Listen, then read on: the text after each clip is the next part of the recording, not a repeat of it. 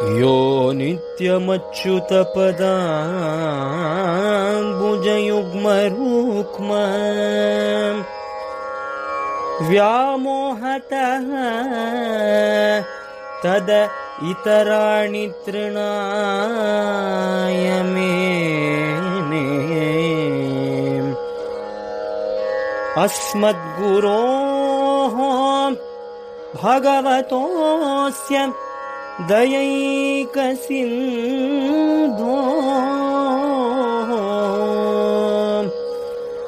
रामानुजस्य चरणौ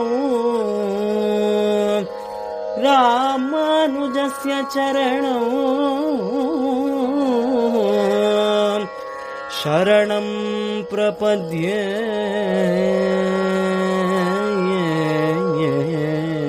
ஜெய் ஸ்ரீமன் நாராயணா. நம்ம இன்றைக்கி ரொம்ப ஒரு பெரிய பக்தி, பெருமாள் வாங்கி கையால் வாங்கி சாப்பிட்ட ஒரு பெரும் பக்தின்னு கூட சொல்லலாம். ஏன் அப்படி சொல்கிறோம் அப்படின்னா, சாதாரணமாக நம்மளும் பூஜையெல்லாம் பண்ணுறோம், ஆனால் பெருமாள் நம்மக்கிட்டேருந்து வாங்கி சாப்பிட்றாரான்னு நமக்கு தெரியாது. ஆனால் நம்ம நெய்வேத்தியம் பண்ணுறோம், மனசு திருப்தியாக பண்ணுறோம், பெருமாளுக்கு அம்சேயிச்சு சந்தோஷப்படுறோம், சந்தோஷம் கிடைக்கிறது. ஆனால் பிரத்யட்சமாக பார்க்க முடியல நம்மக்கிட்டேருந்து வாங்கி சாப்பிட்றாரான்னு, இல்லையா? ஆனால் பாருங்கள், இப்போ இந்த பெண் பிள்ளை என்ன சொல்கிறா, அதே வைத்தமாநிதி கோவிலுக்கு ஸ்ரீமத் ராமானுஜர் 700 சன்னியாசிகளோடையும் 10,000 சிஷியரோடையும் கோவிலுக்கு போகலான்னு பார்த்தோம். அங்கே ஒரு பெண் பிள்ளை இந்த ஊரை விட்டு போகிறதுக்கு வெளியில் வரா. சாதாரணமாக யாரையும் ராமானுஜர் யாருக்கிட்டையும் சாமானியாக பேச மாட்டார். இது ஆச்சாரியன் வேறு. நம்மளோட அதிர்ஷ்டம் அந்த பொண்ணுக்கிட்ட ஏமா குழந்தை, இந்த ஊரை விட்டு ஏமா போகிற, ஒரே ஒரு துணி உடுத்தின்னு கூட இந்த ஊரில் இருக்கலாம், ஒரே ஒரு குடிசையில் எல்லோரும் தங்கலாம், அப்பேற்பட்ட புண்ணியமான க்ஷேத்திரம் இந்த வைத்தமான விட்டுட்டு நீ எதுக்கு போகிறேன்னு கேட்கவே, அவளும் நம்மளை மாதிரி எனக்கு இது சரியில்லை அது சரியில்லை என்ன கேட்டவா ஏண்டா கேட்டோன்னு அந்த அளவுக்கு சொல்லுவாள். 4 நாள் சாப்பிட்ல, 5 நாள் சாப்பிட்லாம். ஆனால் அந்த குழந்தை எதுவுமே சொல்லலை. ஆரம்பிக்கிறா பாருங்கள், எல்லாம் வின்னிங் ஷாட்டு எல்லாம் அவள் சொல்லலைன்னு நமக்கு அந்த விஷயங்கள் தெரிஞ்சிருக்காது, இல்லையா? அழைத்து வருகிறேன் என்றேனோ அக்குருவனே போல, அகமொழிந்து விட்டேனோ விதிரனே போலன்னு சொல்லிகிட்டே வந்துட்டுருக்கா. ராமாயணம், மகாபாரதம், ஆச்சாரியனை பற்றி ஒருத்தரை பற்றி விட்டு வைக்கலாம். பாருங்கள் எவ்வளோ ஞானம் இருக்குது அந்த பொண்ணுக்கு. அந்த பொண்ணு பார்த்தா ரொம்ப சின்ன பொண்ணு மாதிரி தான் தெரிகிறா. ஆனால் ஞானத்துக்கு ஏது வயசு, அதுதான் நம்ம தெரிஞ்சுக்கணும். இந்த வாட்டி என்ன சொல்கிறான்னா, அப்படியே ராமாயணத்துக்கு தான் போயிட்டா மறுபடியும். இனியதொன்று வைத்தேனோ சபரியை போல. அது என்னது, இனியது ஒன்று வைத்தேனோ சபரியை போல. இது நம்ம எல்லாருக்குமே தெரியும். யார் அப்படின்னா, இது ஒரு 12 வயசு பொண்ணு. அது காட்டு வழியாக போயிட்டுருக்கா. அந்த பொண்ணு அகாரம் நியமம்ன்றதே கிடையாது. ஏன் கிடையாதுன்னா, அது பரப்பனை ஓடுவனை ஊர்வனை அப்படின்ற மாதிரி எல்லாத்தையும் எடுத்து சாப்பிட்ற மாதிரி ஒரு பொண்ணு. பச்சையாகவே சாப்பிடுவாள். ஒரு முயல் பொண்ணை கூட அடித்து சாப்பிடுவாளாம். அதை வேக வச்சு பதப்படுத்தி ஒன்றுமே கிடையாது. அந்த மாதிரி பச்சை மாமிசம் சாப்பிட்டுட்டு போகிற பொண்ணு. அந்த பொண்ணுக்கு அப்பா யார் அம்மா யாருன்னு தெரியாது. வீடு வச்சின்னு மட்டும் தெரியுது. ஏன்னா அதுக்கு கரெக்டாக எங்கே அனிமலெல்லாம் பிடிச்சா எப்படி பிடிக்கணும்னு தெரியுறது. அதனால் அது வீடு வச்சு தான் கண்டிப்பாக. அந்த பொண்ணு வந்துட்டே இருக்கா. இப்படியே சாப்பிட்டுட்டே வரா. ஒரு சாதாரணமான ஒரு ஆடை அலங்காரம் கூட கிடையாது. அப்பேற்பட்ட தலைவிதி கோலமாக சாப்பிட்டுட்டு இப்படி தான் வந்துட்டுருக்கா. ஆனால் பாருங்கள், யாருக்கு எப்போ குரு கடாட்சம் கிடைக்கும்னு நமக்கு தெரியாது. அதுக்கு தான் நம்ம யாரையுமே இலக்காரமாக பேசக்கூடாது. ஏன்னா எல்லாருமே லைனில் தான் இருக்கா. எப்போ பெருமாள் பாடுபடுமோ அன்றைக்கி நம்மளாம் நல்ல பெரிய மகானாகிடும். அதுக்கு தான் யாரையும் நம்ம எதுவுமே சொல்லக்கூடாது. இந்த பொண்ணு, இந்த மாதிரி இருக்கிற பொண்ணு ஆசிரமத்துக்கு வரா. பெற்ற ஒரு முனிவர் யாருன்னா மதங்க முனி. அந்த மதங்க முனியோட ஆசிரமத்துக்கு தான் வரா. அவருக்கு அந்த மதங்க முனியும் தெரியாது, அந்த ஆசிரமத்தையும் தெரியாது. ஆனால் பாருங்கள், சாநித்தியம் அப்படின்னு ஒன்று இருக்குது, ஒரு வேர்டு ஒன்று இருக்குது சமஸ்கிருதத்தில். சாநித்தியம் அப்படின்னா அந்த ஒரு பவர், அந்த ஒரு பவர் மனசுக்கு தெரியுமா. இப்போது நாமதேவர் இவெல்லாம் பார்த்திங்கன்னா பண்டரிபுரத்துக்கு துக்காராம், பெரிய பெரிய பானுதாசர் நம்ம பக்த விஷயம் படித்து பார்த்தா தெரியும். அவள் பண்டரிபுரத்துக்கு தரிசனம் பண்ணும்போது சாநித்தியம் இருக்கா, பெருமாள் அங்கே இருக்காரா இல்லையான்னு அவளுக்கு தெரிஞ்சிடுவான். ஒரு தடவை பெருமாள் அங்கே இல்லை. ஆமாம், அவர் வேறு யாரோ பக்தர்கள் வீட்டிலே 12 வருஷம் சேவை பண்ணிட்டு இருந்தார். அந்த கோரா கும்பர் அப்படிங்கிறது கை சரியில்லாதவர்கிட்ட 12 வருஷம் பெருமாள் சின்ன பையனை போய் சேவை பண்ணிட்டு இருந்தார். அப்போ பண்டையபுரத்தில் பெருமாள் இல்லை. அது யாருக்குமே தெரியல. இப்போ நம்மலாம் போவோம், அச்சாமூர்த்தி சேவிச்சுட்டு வருவோம், அவர் அங்கே சாநித்தியம் இருக்கா இல்லையா நம்மளால் உணர முடியாது, அந்தளவுக்கு நமக்கு பக்தி இல்லை, ஸ்ரத்தா இல்லை. ஆனால் மகான்கள் உணர்வா சாநித்தியம், அதுதான் சாநித்தியம் அப்படின்னா இருக்கிறத உணர்றது. இந்த பொண்ணுக்கு அது கூட தெரியாது, ஆனால் அந்த சாநித்தியம் இருக்கும், உணரலையோ.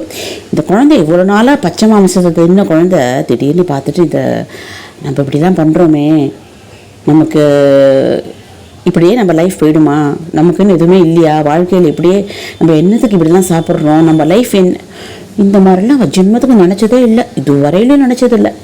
அந்த ஆசிரமத்தோட பவர்ஃபுல் பாருங்கள், அந்த குழந்தை மனசில் போய் இப்படி தைச்சிருக்கு.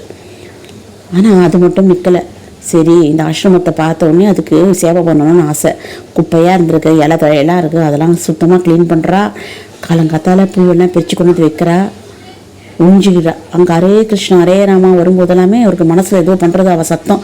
சிஷ்யர்கள்லாம் வரா, காலங்காத்தால் ஆச்சமணியம் பண்ணுறது, காலையோட ஸ்தானம் பண்ணுறதுக்கெல்லாம் வரா, ஒழிச்சிக்கிறா. கண்ணுக்கு தெரியலாம், இப்போலாம் பக்கத்தில் சுத்தமாக இருக்குது. இது மாதிரி ஒரு நாள் 2 நாள் இல்லை, கொஞ்சம் நாள் அப்படியே பண்ணிட்டு இருக்கா. ஓடி போய் ஒழிஞ்சிக்கிறா, யாரையும் தன்னோட மூஞ்சை காமிக்கிறது இல்லை, அவள் முகத்தை காமிக்கிறது இல்லை யார்கிட்டையும். ஒரு நாள் இது மதங்கமுனி வந்து நோட்டீஸ் பண்ணுறாரு, யாரோ ஒரு குழந்தை யாரோ பண்ணுறாளே, இதை யார் பண்ணுறான்னு கேட்குற. சிஷ்யா தெரியாது சுவாமி, ஆனால் க்ளீனாக இருக்குது, பூவெல்லாம் கொண்டு வந்து வைக்கிறா, எங்களுக்கு கண்டுபிடிக்க முடியல, நாளைக்கு வந்து என்ன வேணும்னு தெரியல அவளுக்கு, என்கிட்ட ஆச்சிட்டு வாங்கன்னு சொல்லிடுறாரு. இவாளாமல் சிஷியாலும் தூங்காத பார்க்குறா. அதே மாதிரி அந்த குழந்தை கோலம் போடுறா, பெருக்கிறா, பூ எடுத்துன்னு பார்த்துடுறா.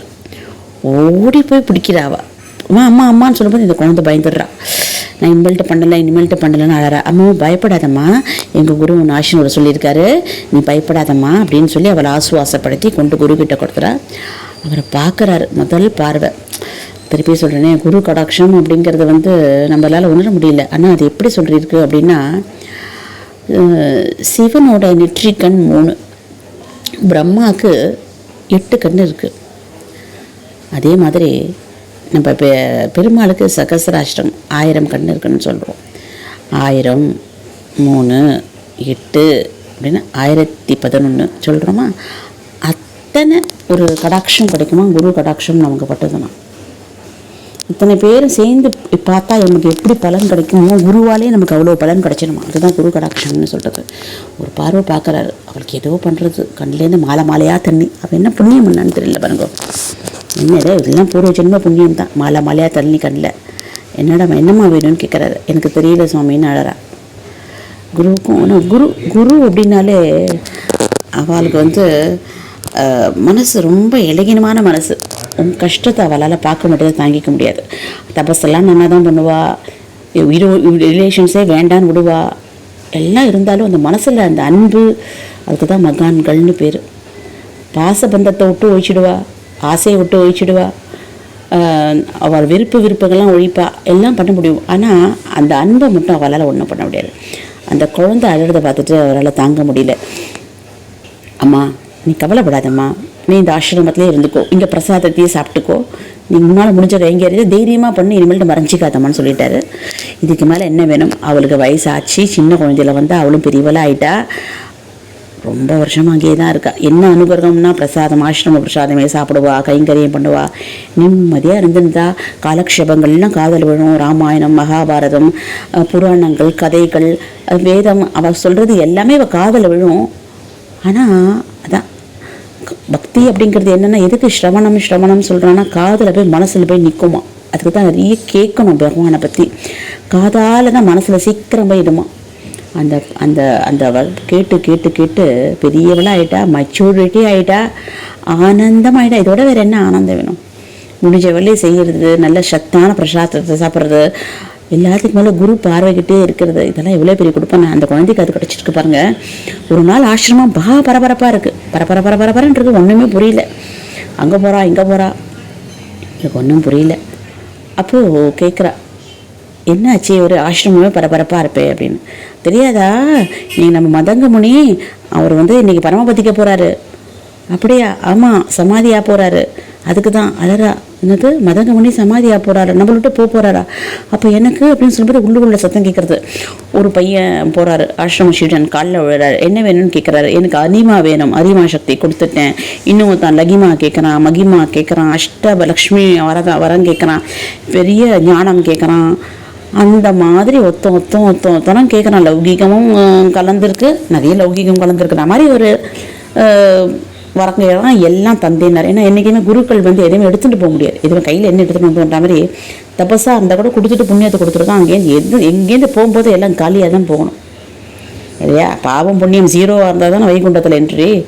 அதனால் அவர் தபஸெல்லாம் அவர் எல்லா சிஷியர்களுக்கு கொடுத்துட்டுருக்காரு. அப்போது சபரியை கூப்பிட்றாரு. அம்மா ஒன்று சபரி ஒன்று கூப்பிட்றாரு. அவளுக்கு அந்த பேர் கூட அப்போ கிடையாது. உன்னை கூப்பிட்றாரு அப்படிங்கிறதுக்கப்புறம் அதே மாதிரி போகிறா, சேவிக்கிறா, மதங்கம் பண்ணி பார்க்குறாரு.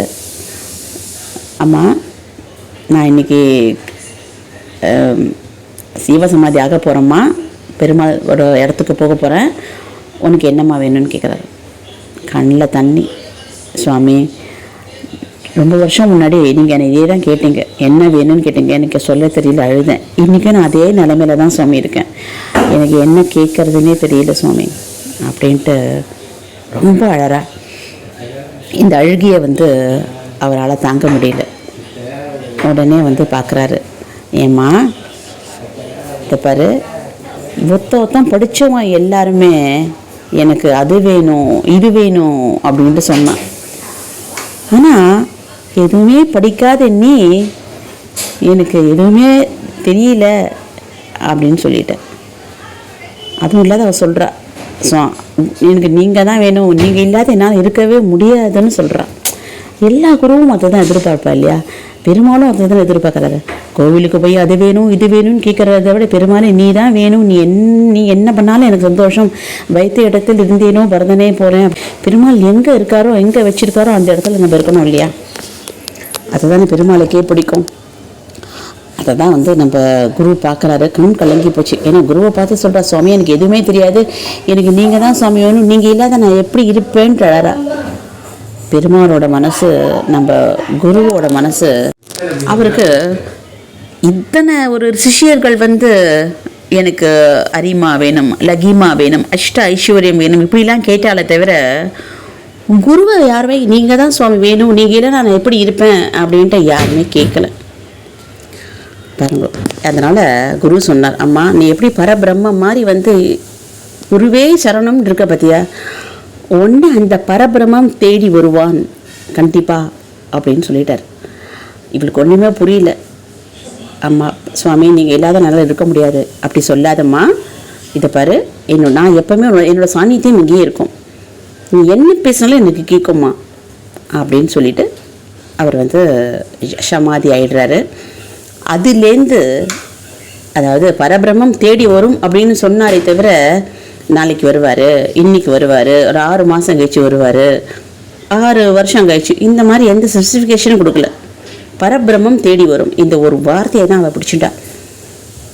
அதுக்காக அவளை பொறுத்தவரையிலையும் டெய்லியே இன்றைக்கே வந்துடுவார்னு நினச்சிட்டு டெய்லி அப்படின்னு எத்தனையோ வருஷம் 13 வருஷம் கழிச்சுட்டா. அவளுக்கு ஏற்கனவே ரொம்ப வயசாகிடுது, இன்னமும் தள்ளாத வயசு. எல்லாம் அவள் ஆசிரமத்தை நல்லா பெருக்கி, அவள் ராமர் வர வழியெல்லாம் பூ போட்டு, வயசானவ பாருங்க அழகாக பெருக்கி. ராமர் வந்து அவரோட சுக்குமாரன் இல்லையா, அவரோட கால் வந்து முள்ளில் படக்கூடாதுன்னு பூவெல்லாம் பட்டு அவள் அழகாக வரா அப்படின்னு எல்லாமே அவள் வச்சுருக்கா. அது மட்டும் கிடையாது, பூ பறிச்சுட்டு வருதுலேருந்து பழங்கள் பெருமாளுக்கு அவள் டெய்லி பூ பறிச்சுட்டு வந்து பழம் பறிச்சுட்டு வந்து கொடுப்பா, பெருமாளுக்கு வச்சுட்டு இருப்பாள். எல்லாரும் சொல்வா சாஸ்திரத்தில் வந்து அவள் இப்போ சபரி வந்து கடிச்சிட்டு தான் கொடுக்குறா அப்படின்னு நம்ம இப்போ புராண கதையை நிறைய கதைகள் சொல்லுவாங்க. அப்படிலாம் கிடையாதான். அவள் வந்து எங்கள் ஆசிரமத்தில் இருக்கிற மரத்தை விட வெளியிலலாம் போய் அந்த மரத்தில் அவள் வந்து பறிச்சுட்டு வருவாளாம். இந்த மரம் ஒரு பழத்தை சாப்பிட்டு பாப்பா, ருசியாக இருக்குமா, அந்த பழத்தை பறிச்சுட்டு வந்து வச்சுட்டுருப்பாள். இந்த பழம் புளிப்பா, அது பிரிக்க மாட்டாலாம். அதனால் அந்த மரத்தோட ராசி அவளுக்கு தெரியும், இந்த மரம் எந்த மாதிரி மரம்னு. அதனால் நல்லா இருக்கிற படுத்தையே பறிச்சுட்டு ரொம்ப தூரம் போய் பறிச்சுட்டு வந்து வச்சுட்டுருப்பாளாம். ராமர் அன்றைக்கி வரலை அப்படின்னாலும் அந்த ஆசிரமத்தில் இருக்கிற பசங்களுக்கு கொடுத்துருவாள். அடுத்த நாள் போய் ஃப்ரெஷ்ஷாக பறிச்சுட்டு வருவாளாம். இப்படி தான் இந்த கடிச்சு கொடுத்தா அப்படிங்கிறதெல்லாம் அது கிடையாதான் ஆக்சுவலி. ஸோ இந்த மாதிரி தான் ஒரு ரொட்டேஷன் லைஃப் நடந்துகிட்ருக்கு. அதாவது பழத்தை பிரிச்சுட்டு வருது, வச்சுக்கிறது, அழகாக வந்து அந்த இடத்த க்ளீன் பண்ணுறது. ராமர் வந்து இந்த நிமிஷம் வரா மாதிரியே அவன் நினச்சிட்டு இருந்தா. இந்த மாதிரி 1 வருஷம் 2 வருஷம் இல்லை, ரொம்ப வருஷம் 13 வருஷம் சொல்கிறா.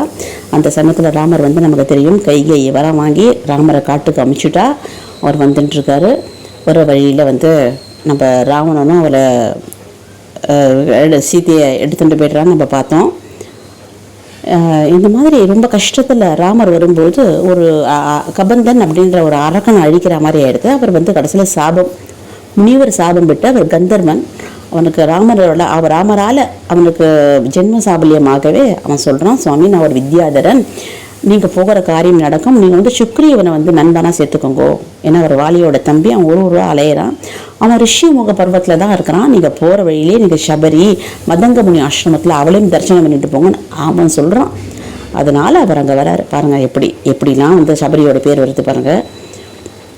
அதனால தான் இந்த ஆசிரமத்தை தேடி சபரி எங்கேன்னு வராரு. ஒரு நாள் வந்து எல்லா குழந்தையும் வருது, பாட்டி யாரோ வரா, சபரி எங்கேன்னு கேட்குறா பாட்டின்னு சொல்லவே, சபரி என்ன கேட்குறாள், யார் பார்க்க ரொம்ப அழகாக இருக்கா பாட்டி அப்படின்னு சொல்லவே ஓடி வரா. பார்க்குறார், கண்ணை நம்ப முடியல. அஜானுபாவ், சீத்தை கிடையாது, வெறும் ராமரும் லக்ஷ்மணனும் மட்டும்தான் வரா. அதுவும் நான் ஒரு குனிஞ்சி போகிற மாதிரி தான் இருக்குது. வரா, எப்படி இருக்குன்னு நீங்கள் நினச்சி பாருங்கள். ராமரை வந்து முனிவர்களே பார்த்து ஆலிங்கனம் பண்ணிக்கணும்னு நினைக்கிற அளவுக்கு ஒரு அழகு. அப்படியே கண்ணெல்லாம் தண்ணி சேவிக்கிறா, பாத சேவையெல்லாம் பண்ணுறா. ராமனும் பார்த்துட்டே இருக்காரு, இவளும் பார்த்துட்டே அழகே செய்கிறா. அதுதான் அந்த ஸ்ரீராம நவமி அன்னைக்கு ராமர் படத்தை வச்சுட்டு ராமா, கிருஷ்ணா, துளசி, தசரத நந்தனா, கௌசல்யா நந்தனா இப்படிலாம் நம்ம வந்து அர்ச்சனை பண்ணுவோம். அவன் நிஜமாகவே இப்படிலாம் பண்ணுறா. பிரத்யட்சமாக ராமருக்கு பாத சேவை பண்ணுறா. நிறைய பழம் கொடுக்குறா, எல்லாம் சுவை. கேட்குறாரு, ஏம்மா ரொம்ப நல்லா இருக்கே, இது எங்கேயுமா நீ அதாவது ஆள் வச்சுருக்கேன்னு கேட்குறாரு. என்ன சுவாமி, எனக்கு அந்த அளவுக்கு சக்தி இருக்கா? நான் காத்தால 4 மணிக்கெல்லாம் போவேன், எனக்கு எந்தெந்த மரம் எந்தெந்த குணம்னு தெரியும், அதனால் நல்லா பழமாக பறிச்சுட்டு வருவேன்னு சொல்லும்போது லக்ஷ்மணனை பார்க்குறாரு, என்ன ஸ்ரத்த பாருன்னு. அதுக்கப்புறம் குருஜியை பற்றி கேட்குறாரு. அவங்க மதங்க முனியை பற்றி சொல்கிறார். அவரோட சாநித்தியம் இருக்குது, அவர் இங்கே தான் இருக்கிற, அவர் துணி பாருங்கள், அவர் வந்து சமாதியாக்கும் போது இருக்கிற முன்னாடி போட்டு அந்த உடை அப்படியே இருக்குது பாருங்கள், இந்த குண்டம் பாருங்கள், அவர் வந்து அக்னிஹோத்திரம் பண்ணது இனிமே எரிஞ்சின்னு இருக்கு பாருங்க, நான் எது சொன்னாலும் அவர் கேட்பாரு. இப்படிலாம் குருவை பற்றி சந்தோஷமா சொல்கிறா, சுற்றி காமிக்கிற ஆசிரமத்தை பற்றி. லக்ஷ்மணன் கிட்ட ராமர் அசந்த போகிறார். எப்படி இருக்கா பாரு, எவ்வளோ மஞ்சள் பாஷினி, எவ்வளோ அழகாக பேசுகிறா பாருன்ட்டு காலையும் காட்டுன்னு லக்ஷ்மணனுக்கு சொல்கிறாரு. ஏன்னா ராமரும் சரி லக்ஷ்மணனும் சரி, ராமரை பற்றி சொல்லும்போது சீத்தையோட குளிச்சுட்டு வரும்போது சீத்தையோட ஒரு முந்தான பட்டா கூட மறுபடியும் சரையுக்கு போகிறாங்க நீராடுறதுக்கு, அப்படி ஒரு ஆச்சாரசீலர். ஆனால் அவர் இந்த வீடு வச்சு அப்படின்ட்டு சொல்லக்கூடிய இவரோட பாத சேவை பண்ணுறா. ஆமாம், லக்ஷ்மணனையும் பண்ணிக்க சொல்கிறாரு. ரொம்ப சந்தோஷம். எல்லாத்துக்குமே இந்த சபரி அப்படின்னு சொல்லிட்டு முன்னாடி அவளுக்கு பேர் கிடையாதான். இந்த மதங்க முனி சொல்கிறாரு, குருவே நீ இல்லைன்னா நான் எப்படி இருப்பேன்னு அழும்போது அவருக்கு அப்போ தான் பேர் வைக்கிறார். சபரின்னு வச்சாரு. பேர் தெரியாதவளா இல்லை ரொம்ப உன்னதமான இருக்கிறவளுக்கு அந்த பேரான்னு தெரியல. ஏன்னா பேர் இல்லாதவ தானே முன்னாடி அவ வீடு வச்சியா தானே வந்தா 12 வயசில். நம்ம மதங்க முடி தான் அந்த பேர் வச்சார் போல இருக்க சபரின்னு. அந்த பேரால் பெருமாள் தான் வாயால் கூப்பிட்றார். சபரி மஞ்சுள பாஷினி, உன்னை பார்த்ததுல எனக்கு சந்தோஷம், என்ன வேணும்னு கேட்குறாரு. பாருங்க, என்றைக்குமே எல்லாருக்கும் வைகுண்டம் பிராப்தத்தை பெருமாள் தான் கொடுப்பார். ஆனால் இவன் என்ன சொல்கிறான்னா, நீங்கள் எனக்கு உத்தரவு கொடுக்குறோம், நான் எங்கள் குரு கிட்ட நான் போகிறேன்ற. நான் உனக்கு உத்தரவே கொடுக்கலன்னாரு. இல்லை, உங்களை பார்க்கறது தான் அவர் சொன்ன ஒரு கட்டளை. உங்களை பரபிரம்மம் வரும், தேடி வரும் அப்படின்னு சொன்னார். நீங்கள் என்னை தேடி வந்துட்டீங்க, எனக்கு அது போதும், இனிமேல் தான் நான் எங்கள் குருக்கிட்டே போயிடுறேன்னு சொல்லிட்டேன். அதுக்கு தான் சாட்சியாக பார்த்துட்டுருக்கார். சபரிக்கு மட்டும் சாட்சியாக பார்க்குறது தான் இவர் பார்த்துட்டுருக்காரு. அவரை சாட்சியாக போகிறார். பாருங்க, அந்த பிராப்தம் நம்ம சபரிக்கு தான் கிடைச்சிருக்கு. எல்லாரும் வைகுண்டம் பிராப்தம் பண்ணுற பெருமாள் சபரி பெருமாள் கிட்ட சொல்லிட்டு அவள் தானா போகிறான்னா குரு கடாட்சம் தான். ஏன்னா என்னோட குரு கூப்பிடுறார், எங்கள் குரு இடத்துக்கு நான் போகிறேன் அப்படின்னு சொல்லிட்டு போகிறாளாம். நம்ம நினச்சி பார்க்கணும், ஒரு 12 வயசு குழந்தை, அது கூட ஆச்சாரம் நேமம், அந்த ஆகார நேமமே இல்லாத ஒரு குழந்தை, அப்படியே ஒரு பச்சை மாமிசத்தை சாப்பிட்ற ஒரு குழந்தை, ஒரு படிப்பு அறிவு இல்லாத ஒரு குழந்தை, அம்மா அப்பா யாருன்னு தெரியாத ஒரு குழந்தை, யாருன்னு தெரியாத ஒரு குழந்தை, ஒரு குறிப்பிட்ட வகுப்பில் பிறந்தா கல்வி நிறைய வருன்ற மாதிரி வகுப்புலலாம் அவள் பழக்கலை. ஆனால் எது எப்படி இருந்தாலும் இந்த குரு கடாட்சம் அவளை எங்கே கொண்டு போய் நிறுத்திடுது பாருங்க. அதுக்கு தான் இந்த குழந்தை அதை சொல்கிறா, இனியதொன்று வைத்தேனோ சபரியை போல. நம்ம ராமானுஜ சுவாமிக்கு நல்லாவே தெரியும். ஏன்னா லக்ஷ்மணனா சாக்ஷாத் இவரும் பாத சேவை பண்ணிட்டுருக்காரு இந்த சபரிக்கிட்டேருந்து. அவளை நினச்சி கண்ணெல்லாம் ஆத்மாவெல்லாம் அப்படியே எழுத ஆரம்பிச்சிருது நம்ம ஆச்சாரியனுக்கு. கண்ணில் தண்ணி, அடுத்த வாட்டி அவள் என்ன சொல்ல வரப்போகிறா அப்படிங்கிறது தான் பொறுத்திருந்து பார்ப்போம். ஜெய் ஸ்ரீமன் நாராயணா, ஜெய் ஸ்ரீமன் நாராயணா. எல்லாருக்கும் நமஸ்காரம். எல்லாரும் எப்படி இருக்கீங்க? என்ன உங்க எல்லாருக்கும் தெரியும்னு நினைக்கிறேன். நம்ம ஸ்ரீவாரி கிரியேஷன் ஆரம்பிச்சு கிட்டத்தட்ட 4 வருஷம் ஆயிடுத்து. இத்தனை வருஷமா சித்ரா அவர்கள் வந்து நிறைய வீடியோஸ் வந்து போட்டிருக்காங்க. புராணத்தை பத்தியும் ஆழ்வார்கள் பத்தியும் பக்தி விஜயத்திலேருந்து நிறைய கதைகள், இந்த மாதிரி நிறைய வீடியோஸ் போட்டிருக்காங்க. இன்னமும் போட்டுன்னு தான் இருக்காங்க. ஆக்சுவலா இது ஒரு பெரிய கைங்கரியம் இல்லையா? நீங்க யோசிச்சு பாருங்க. நம்ம வந்து நம்மளால எல்லாத்தையும் படிச்சு தெரிஞ்சுக்கணும்னா அது முடியுமா? நமக்கு முதல்ல டைமும் இல்லை, அவ்வளவு பொறுமையும் இல்லை. ஆனா நமக்காக அவங்க வந்து டைமை ஒதுக்கி அதை படிச்சு நமக்கு அதை வீடியோவா வந்து நமக்கு போடுறாங்க. ஸோ இது வந்து நிஜமாவே அவங்கள பாராட்ட வேண்டியதுதான்.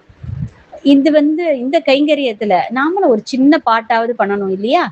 நாம என்ன பண்ண முடியும் அப்படின்னா, இதை ஒரு 4 பேருக்கு ஷேர் பண்றது, அதுக்கப்புறம் முடிஞ்சா சப்ஸ்கிரைப் பண்ண வைக்கிறது. ஏன்னா இந்த சனாதன தர்மத்தை வந்து நம்ம எல்லாரும் சேர்ந்துதான் அடுத்த ஜெனரேஷனுக்கு கொண்டு போக முடியும். சரியா? தொடர்ந்து இந்த சேனலை பாருங்க, ஆதரவு கொடுங்க. ரொம்ப தேங்க்ஸ். Thank you so much.